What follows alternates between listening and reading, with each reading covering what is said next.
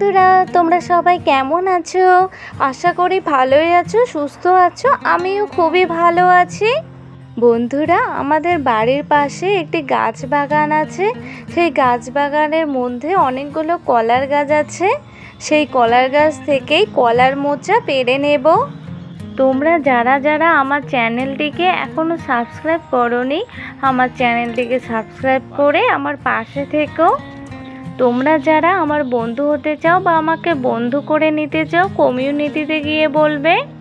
আর আমার বড় ভিডিওগুলি দেখে কমেন্ট করবে। কলার মোচা পেড়ে নিয়েছি। বন্ধুরা, এই দেখো কলা বাগান থেকে কত বড় কলার মোচা পেড়ে নিয়ে এসেছি।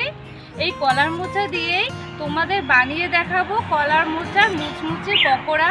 তোমরা সবাই রান্নার ভিডিওটিতে একটি লাইক দিয়ে পুরো রেসিপিটি একদম স্কিপ না করে প্রথম থেকে শেষ পর্যন্ত দেখতে থাকো। আশা করি তোমাদের খুবই ভালো লাগবে। এখন এই কলার মোচা নিয়ে বাড়ি যাব, বাড়ি গিয়েই তোমাদেরকে দেখাবো। বন্ধুরা, কলার মোচা নিয়ে চলে এসেছি। এবার কলার মোচা খুব ভালো করে খুলে নেব।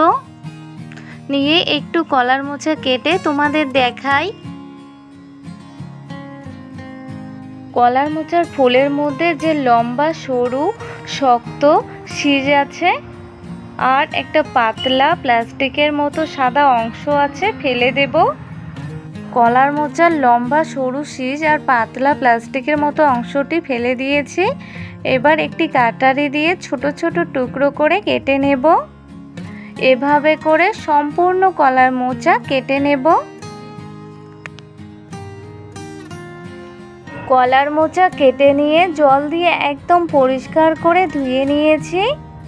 এবার কড়াইতে জল বসিয়ে দিয়েছি।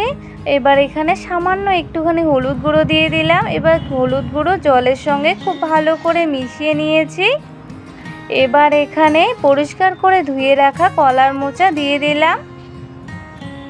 এবার নেড়ে নিয়ে 5 মিনিট জাল করে কলার মোচা ভালো করে ভাপিয়ে নেব। 5 মিনিট পর ফিরে আসলাম। কলার মোচা ভাপিয়ে নিয়েছি আর 70% মতো সেদ্ধ হয়ে গেছে। এবার নামিয়ে নেব।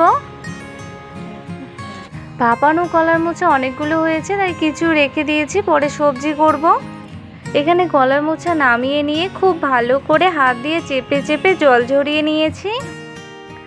এখানে একটি মাঝারি সাইজের পেঁয়াজ নিয়েছি। পেঁয়াজ সরু সরু করে কেটে নিয়েছি আর দুটো কাঁচা লঙ্কা কুচি করে কেটে নিয়েছি। এবার মোচার মধ্যে কাঁচা লঙ্কা কুচি আর পেঁয়াজ কুচি দিয়ে দিলাম।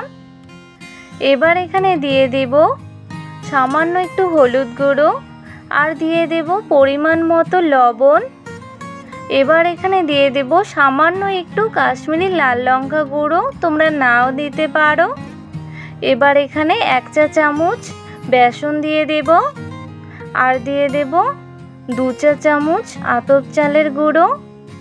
এই আতপ চালের গুঁড়ো দিয়ে পকোড়া করলে পকোড়াগুলো খুবই মুচমুচে হয়। এবার সব কিছু খুব ভালো করে মেখে নিয়ে মিশিয়ে নেব।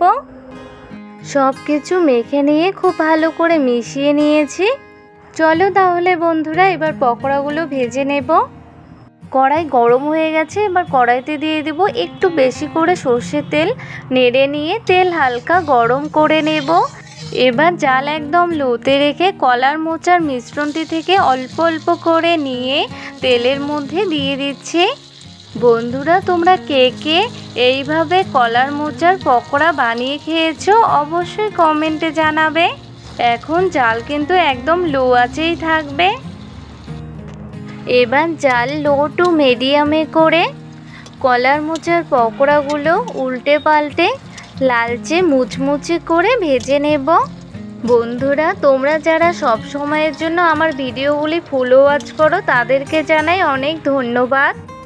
কলার মোচার পকোড়াগুলো মুচমুচে করে ভেজে নেওয়া হয়ে গেছে। এবার নামিয়ে নেব। এভাবে করে বাকি মোচার পকোড়াগুলো ভেজে নেব। মোচার পকোড়া খেতে কিন্তু অসাধারণ লাগে। এই কলার মোচার পকোড়া একবার খেলে বারবার খেতে ইচ্ছে করবে। বন্ধুরা, তোমরা অবশ্যই একবার ট্রাই করো। এই রেসিপিটি ভালো লেগে থাকলে লাইক, কমেন্ট এবং শেয়ার করো এবং অবশ্যই চ্যানেলটিকে সাবস্ক্রাইব করো। বাই।